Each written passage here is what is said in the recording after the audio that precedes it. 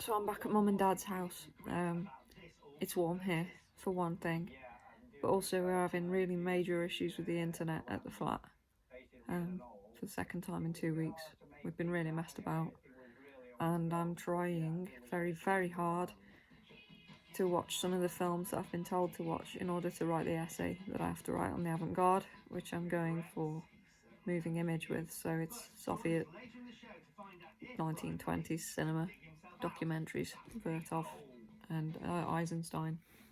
So I'm working my way through that bit by bit. I suppose the other reason that I'm here is himself's at work today. Kite's here. So I can spend the day with her, but apart from anything else, this is still the place that I feel most relaxed and secure, and I'm not feeling so good still. You can probably see by how crap my skin's looking at the moment. This virus keeps lingering. And it's like I say, it's warm here and secure, and I just feel like I can actually rest here, which I don't feel like still after 2 months. I don't feel that I have that at the flat. I'm sure it'll come in time, but I don't know, there's a sense of security in being able to return to childhood home and parents' house, and it's kind of interesting at the moment because since I left a couple of months ago, they've actually had an awful lot of work done. They've had new double glazed windows, which they've wanted since I was a child but could never really manage. We now have a bay window here instead of the big picture window that was here before, and it's completely transformed the house.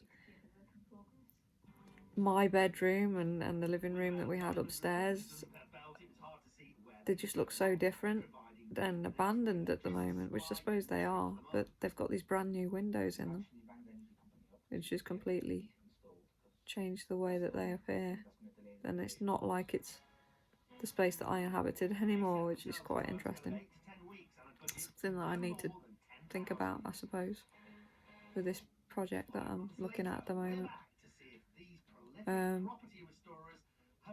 Another thing that stood out to me was talking to my mom this morning. She got this tin, and it's a really old tea caddy with like a Japanese design on it. And she was trying to work out, it was my dad's mom's, with sewing machine bobbins and needles in it. She was trying to work out whether it was hers or whether it was actually her mother's, passed down to her. I don't know, but she opened the tin up when I said I think it was a tea caddy at one point to smell it. It's just an empty tin at the moment. I think there's a couple of pins in it. And I said, it won't smell of tea caddy. It won't smell of tea anymore after all this time. And she says, no, but it smells of your nan. And I had a smell, and it's kind of a soapy, kind of a powdery, soapy kind of a smell. And she's absolutely right. It does take you straight back to my nan's flat. It did have that smell. So it's been 17 years since we lost my nan, and probably a lot longer since she actually used that tin. And yet, there we go, flooding back. Really strange. So the sense of smell is obviously a very, very powerful thing, and I've always identified with the idea that the smell can take you back to a different time and place. But I just thought that was a really good illustration of that. I went and made a couple of pieces of glass yesterday. I went really early to uni. I was there for 7:15, sat in the car for a bit before I went into the studio.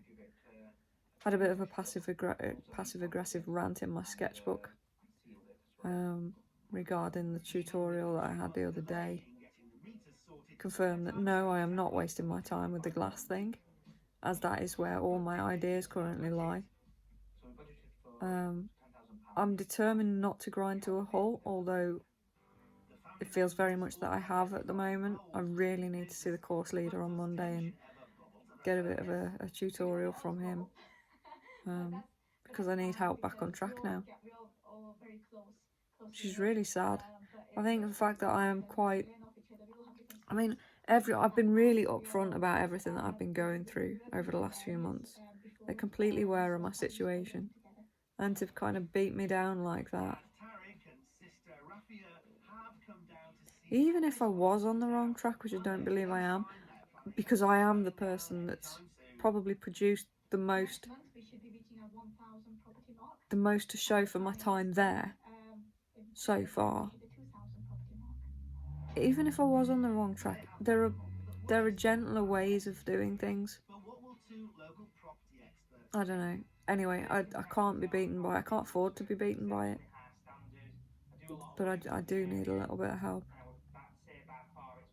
And then to sidestep from that, there's this look at a collaboration for a residency, which we're going forward with. So that needs working on over the next week. So maybe if I shift my concentration to that for a little while and bugger the other thing off for a bit, maybe that'll help. Yeah. So if I concentrate on the residency and on the avant-garde essay, then maybe that's something that'll just put me back in the right frame of mind for a bit, if I can be productive towards something, even if it isn't my own practice. Or the residency will be my own practice, but it'll still be a broadening of it. Maybe that'll put me back in the right frame of mind.